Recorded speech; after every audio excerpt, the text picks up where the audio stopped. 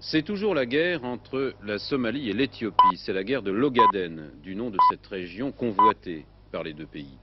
Le point de vue de M. de Guiringo, notre ministre des Affaires étrangères, aujourd'hui, la Somalie aurait dû comprendre qu'il n'était pas possible de donner une aide militaire à un gouvernement qui agresse un de ses voisins et que le conflit pouvait se résoudre par des voies pacifiques. M. de Guiringo a démenti les informations selon lesquelles des armes françaises étaient livrées à la Somalie.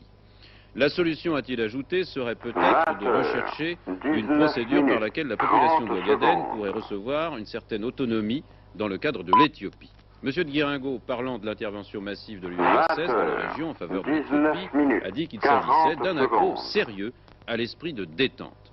Voici le témoignage de notre envoyé spécial sur le théâtre des opérations, Jean-Loup de Migneux. Pour lui, la Somalie tient le terrain, malgré l'aide des Soviétiques et des Cubains que reçoit l'Éthiopie. 20 heures. La première ligne sommaire. 20 minutes. Sur l'un des trois fronts, face aux forces éthiopiennes à 500 mètres, sur les montagnes où se trouve le village de Fiambiro. Nous sommes à 20 km de Harar, 50 km à l'intérieur de l'Éthiopie que Djigiga. La garnison se trouvait auparavant la 10e division blindée éthiopienne, et aujourd'hui, l'armée somalienne entraîne de nouvelles recrues. 20 heures. 2 jours de voyage en Ogaden, venus de Somalie pour rejoindre Fiambiro. Nous entendons des coups de canon sporadiques, des tirs, des rafales de mitrailleuses, mais jamais, ici, nous n'avons l'impression d'accrochage sérieux. Et pourtant, les Éthiopiens sont à 500 mètres. La principale leçon que l'on peut tirer 3 semaines après le démarrage de l'offensive éthiopienne, avec l'aide massive en matériel soviétique et l'aide massive en personnel cubain, c'est que les choses en sont finalement au stade où elles en étaient auparavant.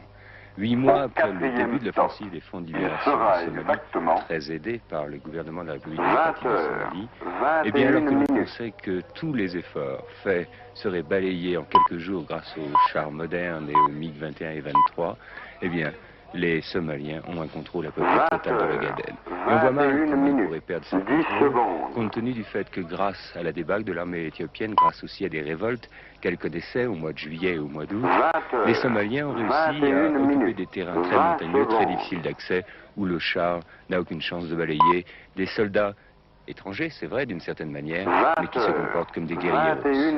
La plupart des combattants somaliens sont originaires de la région. Ils en connaissent le mode de vie. Les véhicules tout-terrain ne peuvent pas pénétrer jusqu'ici. Nous avons dû marcher 4h30 pour nous poster face à Fiambiro, altitude 2000 mètres. À l'intérieur de ces vallées, où l'on vit de la même manière depuis des siècles, où le seul modernisme qui se manifeste est celui des armes, le soldat somali, qu'il soit du front ou de l'armée régulière, est considéré comme un frère. Alors, de Fiambiro, on peut faire 3 remarques sur le conflit de la Corne de l'Afrique. D'abord, l'offensive soviéto-éthiopio-cubaine n'a pas encore vraiment pu démarrer. Les Somaliens tiennent bien le terrain, beaucoup de terrain. Le relief rend difficile l'utilisation des techniques de guerre sophistiquées, ce qui bien sûr sert les Somaliens.